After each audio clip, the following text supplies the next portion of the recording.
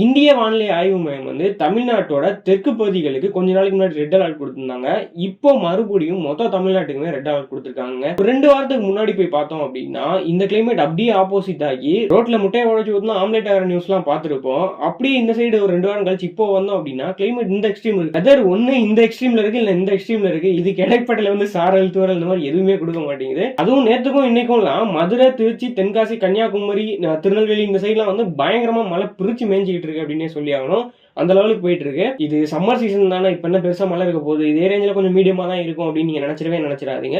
இன்னையில இருந்து 3 நாள் அதாவது வெளுத்து வாங்க போகுது அப்படின்னு சொல்றாங்க. அது மட்டும் இல்லாம இன்னும் ஒரு சில இடத்துல வந்து இடியும் மின்னலுமா இருக்கும் வேற சொல்றாங்க. எப்படி நவம்பர் டிசம்பர் மாசத்துல இருக்குமோ அந்த மாதிரி இன்னும் 3 நாள் வந்து பயங்கரமா இருக்க போகுது அப்படின்ற மாதிரி சொல்லியிருக்காங்க. ஒரு சில ஊர்ல தான் மழை லேசா பெய்யுது அப்படின்றதுக்காக மற்ற ஊர்ல அப்படி இருக்குன்னு நினைச்சிடாதீங்க. குறிப்பா சவுத் சைடு அதாவது கேரளா பார்டர்ல ஒட்டி உள்ள தென்காசி ஊர்ல எல்லாம் பாத்தீங்கன்னா ஒரு 2 நாளைக்கு முன்னாடி கூட வீடியோ பார்த்துருப்பீங்க. குற்றாலத்துல நார்மலா மக்கள் குளிச்சிட்டு இருக்காங்க. கொஞ்சம் எக்ஸ்ட்ரா தண்ணி வந்துட்டு இருந்துச்சு. கண்ணு மிகிற நேரத்துல பயங்கரமா மொத்தமா தண்ணி கொட்டி அங்க கொஞ்ச நேரத்துல அப்படியே வெள்ளம் மாதிரி வந்து அதுல ஒரு 17 வயசு பையன் வந்து உயரந்தான் அப்படின்னு சொல்லும் போது கேட்கும் போதே மனசுக்கு கொஞ்சம் கஷ்டமா இருந்துச்சு. ஸோ அந்த அளவுக்கு பல இடங்கள்ல மழை அப்படின்றது வந்து பயங்கர ஸ்ட்ராங்கா இருக்கும் அப்படின்னு சொல்றாங்க. சரி, இப்ப லேசான மழை இருக்கு, அடுத்து 3 நாள் பயங்கரமா பெய்ய போகுது அப்படின்னு நினைச்சாலுமே இன்னும் 7 நாள்ல அதாவது ஒரு வாரத்துல வங்கக்கடல்ல ஏற்பட்ட காற்றழுத்த தாழ்வுனால புயல் வரவும் சான்ஸ் இருக்கு அப்படின்ற மாதிரி வானிலை ஆய்வு மையம் வந்து சொல்லியிருக்காங்க.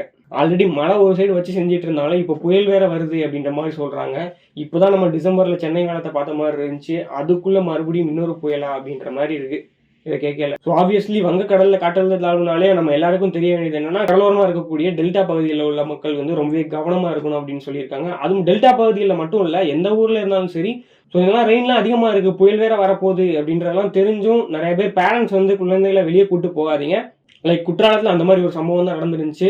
அந்த டைமே செம்மையான மழை தான் அந்த சைடு தென்காசி சைட்லாம். ஸோ அப்படி இருந்தும் அந்த பேரண்ட்ஸ் வந்து குழந்தைங்களை வந்து அங்கே கூட்டு போயிட்டு தான் இருந்தாங்க.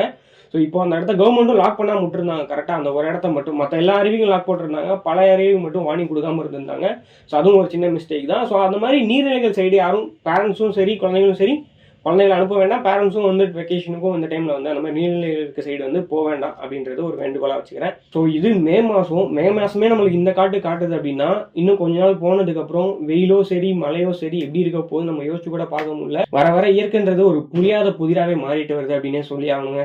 முன்னாடியில நம்ம முன்னோர்கள் என்ன பண்ணி வச்சிருந்தாங்கன்னா பிரிச்சு வச்சிருந்தாங்க அழகா. இந்த மாசம் வெயில், இந்த மாசம் மழை, இந்த மாசம் குளிர், இந்த மாசம் அப்படின்னு சொல்லிட்டு ஒவ்வொரு மாசத்துக்கும் என்ன நடக்கும்ன்றத ப்ரெடிக்ட் பண்ணி வச்சிருந்தாங்க. நம்ம இனி வர ஜென்ரேஷனுக்கு என்ன சொல்ல போறோம் அப்படின்றது வந்து ரொம்பவே கேள்விக்குறியா தான் இருக்கு. ஏன்னா நம்மளுக்கே தெரிய மாட்டேங்குது. இப்போ நம்ம முன்னோர்கள் நம்மள்ட்ட சொல்லிட்டாங்க, இப்போ நம்ம வளர்ற வர கரெக்டாக தான் நடந்துட்டு இருந்துச்சு. ஆனா இப்போ ஒரு 2-3 வருஷங்களா வந்து பருவநிலை மாற்றம் அப்படின்றது வந்து பயங்கரமா ரொம்பவே சேஞ்ச் ஆகிட்டு இருக்கு அப்படின்றதான் நம்ம இதில் புரிஞ்சிக்க வேண்டிய விஷயம்.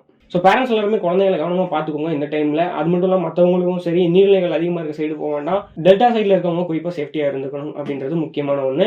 1-2 வாரத்துக்கு இப்படி தான் இருக்க போகுது நிலைமை அப்படின்றது நம்மளுக்கு தெரிஞ்சிச்சு. ஸோ அதை பொறுத்து நம்மளும் சேஃப்டியாக இருந்துக்கும்.